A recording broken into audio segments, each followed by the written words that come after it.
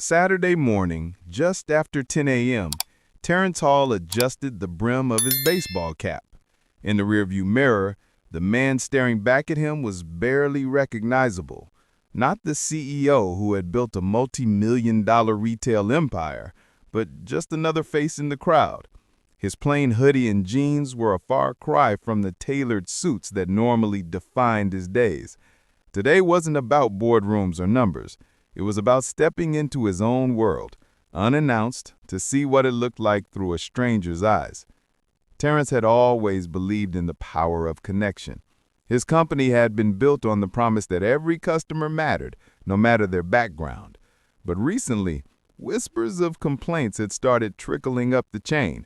Rumors of poor service, bias, and a lack of care from his staff. If there was truth to these claims, he needed to know. Not as the boss, but as someone living it. The retail store in question sat just outside Dallas, Texas, in a busy suburban plaza. It wasn't the flagship location, nor was it the top-performing store in this chain, but this location held significance. It was the first store Terrence had opened outside his home state, a gamble that had paid off handsomely.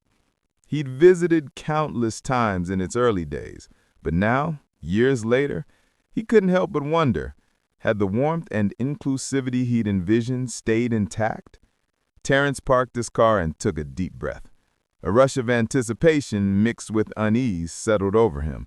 He was about to walk into the unknown, shedding the safety net of his title to see if his values still held weight at the foundation of his business. The truth, however uncomfortable, was something he owed to himself and to every person who walked through those doors. But what Terrence didn't know was that his commitment to uncovering the truth would lead him to a moment he'd never forget, one that would challenge everything he thought he knew about his own business. Terrence stepped out of his car and into the bustling parking lot. The sun was already high, casting sharp reflections off the windshields of nearby vehicles. He adjusted the strap of his weathered canvas bag, the kind you'd see slung over the shoulder of an everyday shopper. Today, he wasn't CEO Terrence Hall.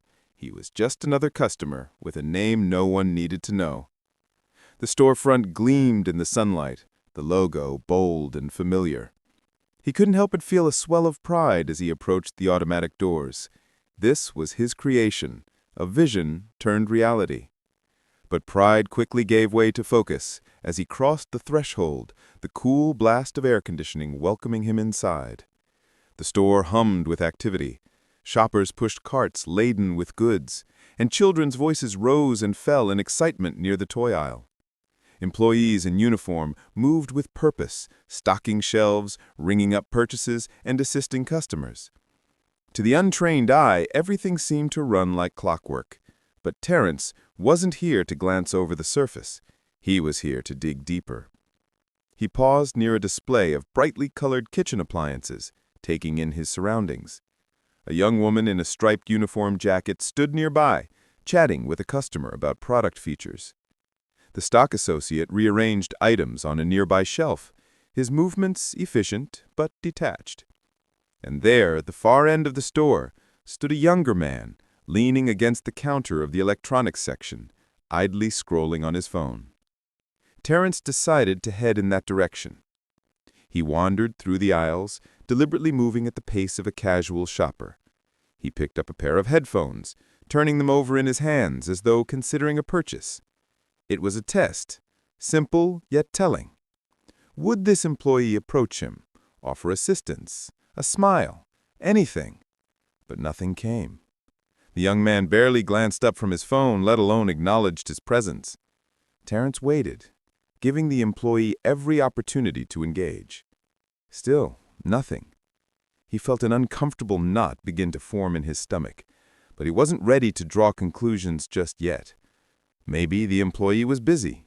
Maybe he hadn't noticed.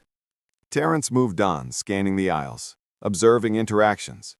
He caught sight of an older woman looking for help near the home goods section. She seemed frustrated, glancing around for assistance. Before Terrence could step in to see how it unfolded, a second employee approached her, cheerful and attentive. Relief softened her features as they began to chat. It was a stark contrast to what he had just experienced. But as Terrence turned back toward the electronics counter, determined to give the young man another chance, what happened next would make it clear that this wasn't just a one-off oversight. It was something much bigger. Terrence returned to the electronics counter, this time holding a boxed set of Bluetooth speakers. He placed the box on the counter gently, the kind of action that should naturally catch someone's attention. The young employee finally looked up, his expression blank and uninterested. "Can I help you?" he asked, his tone making it clear that he wasn't particularly interested in helping. Terrence smiled, hoping to diffuse the awkward energy. "Yeah, I was wondering if you could tell me a bit more about these. Are they good for outdoor use?" The employee gave the box a cursory glance before shrugging. "I don't know, probably," he said, his attention drifting back toward his phone.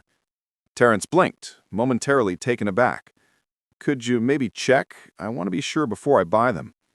The employee sighed heavily, as if Terrence's request was a monumental inconvenience. Without a word, he grabbed the box and flipped it over, skimming the back. "It says here they're weatherproof," he mumbled, handing it back without further explanation. Terrence felt a wave of frustration rise within him, but he kept his voice calm. "Okay, and do you know if they're compatible with most devices?" The employee rolled his eyes. "Look, man, all the details are right here on the box. You can read it yourself." He motioned vaguely toward the shelf. "Or pick something else. Doesn't matter to me." A heavy silence hung between them, broken only by the distant hum of the store. Terrence could feel the tension creeping into his own posture. This wasn't just inattentiveness, it was outright dismissiveness. He glanced around, noticing other customers being treated with warmth and enthusiasm by employees. A white couple near the front was getting personalized assistance from the same young man who had helped the older woman earlier, yet here he was, barely being acknowledged.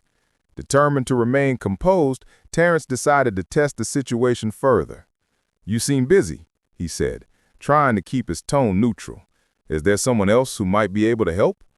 The employee smirked, the corners of his mouth curling with disdain. "I don't think anyone's free right now. Just figure it out, all right?" The word stung more than Terrence expected. He wasn't angry, not yet. He was disappointed. This wasn't just a bad attitude. It was something deeper, something uglier. And it wasn't just about him. If this was how the employee treated someone he assumed was an ordinary shopper, how many others had left this store feeling the same sting of indifference?